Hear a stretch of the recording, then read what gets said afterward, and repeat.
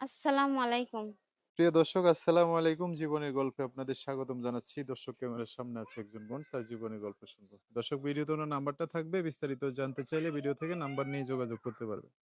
আসসালামু আলাইকুম। ওয়ালাইকুম আসসালাম। কেমন আছেন? এই তো কোনমতে আছি ভাই, বেশি ভালো নাই। বেশি ভালো নাই? না, আচ্ছা, কি জন্য ভালো নাই শুনবো। নাম কি? স্বপ্না। স্বপ্না। হুম। স্বপ্নের মানুষ আছে?